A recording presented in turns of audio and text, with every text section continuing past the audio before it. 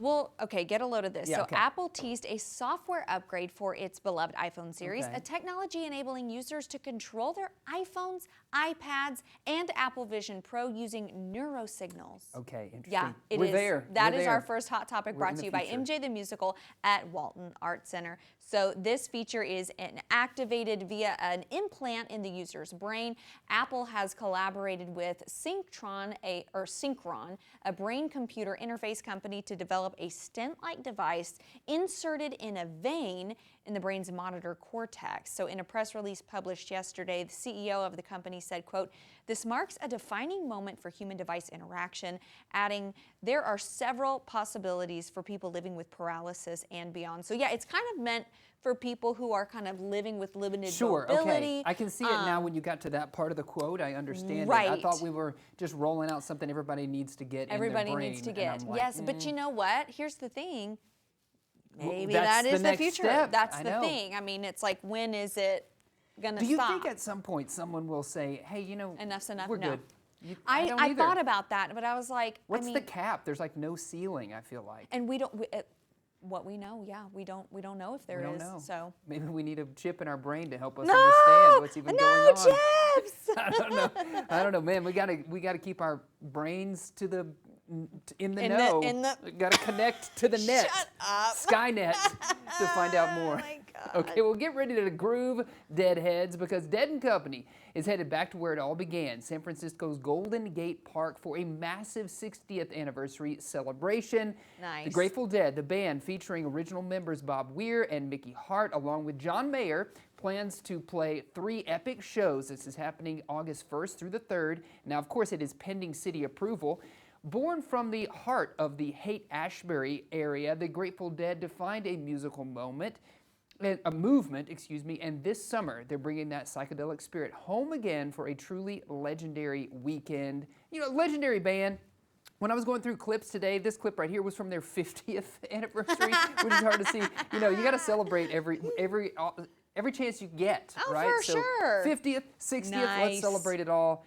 And John Mayer, what a talented dude. I mean, What a guy. Yeah, what a guy. Oh, John Mayer. Yeah.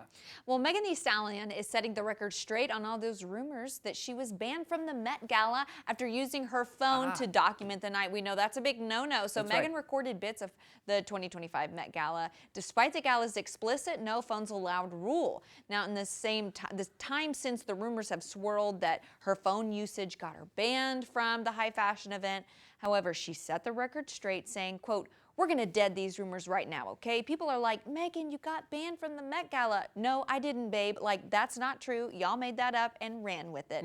I think that's hilarious. I mean, we talk about like these kind of exclusive celebrity events. Nobody knows what's going on in them. They're so boobity-boobity-bub. Yes.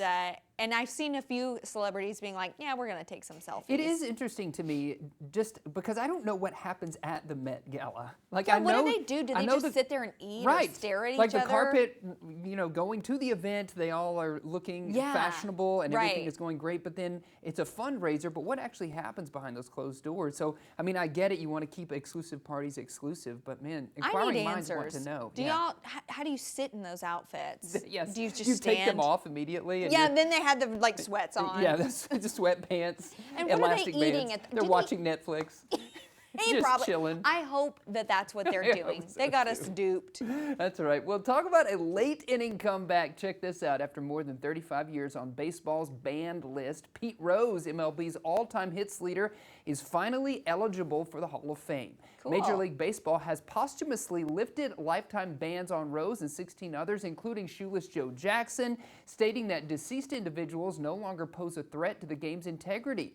Rose, who passed away last September at 83, was banned in 1989 for betting on games while managing the Cincinnati Reds. Now, his case will be reviewed by the Classical Baseball Era Committee in December of 2027 with potential induction in 2028. So, will the Hit King finally get his crown? We don't know. It's kind of sad to me that it's happening posthumously. I mean, I know, and I mean, shoeless Joe Jackson, that's going way back, but it's interesting that the MLB committee has decided to lift these bans once the players are deceased. So more to come on that for sure.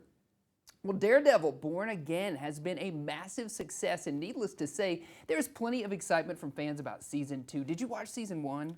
No, but I have seen what we're about to talk about. You've seen the clips. Okay, so it appears that another fan favorite hero will be making their television return.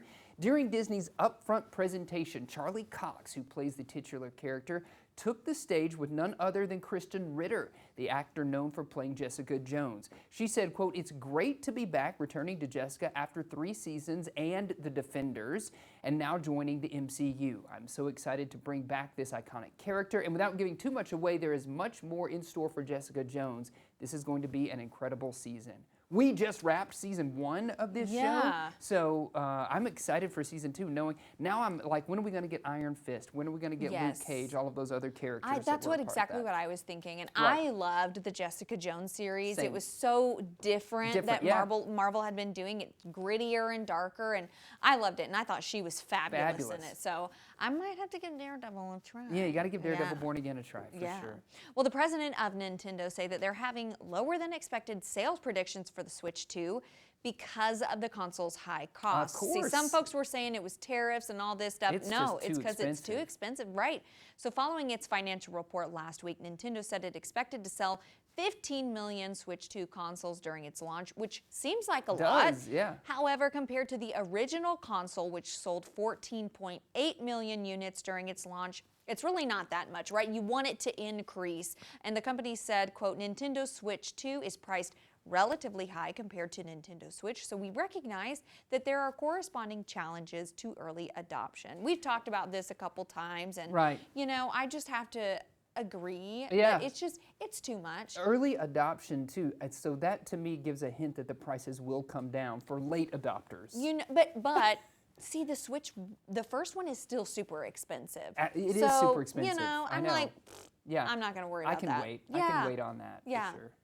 Season 4 of the Emmy-winning culinary dramedy The Bear has an official release date. All 10 episodes will hit Hulu this summer, June 25th at 7 p.m. Central Time. Now, there has been no early Season 5 renewal of The Bear, but the showrunner has commented that the series isn't meant to run forever, and 5 total seasons is a pretty common estimate.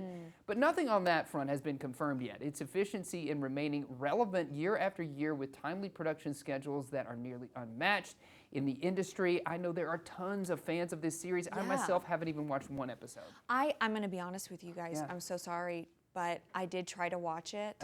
No? I wasn't in the right mind. You know, sometimes you have to be in the mood to watch something, and I wasn't. I kind of want to give it a try, though, because it's won several Emmys. And they're right. I mean, it has been released pretty much around the same time every year. It's been consistent, right? Yes. So that's nice. The consistency is nice for viewers and fans. So we'll see what's coming around the pipe with the Bear. Series 4. Yeah, that's right.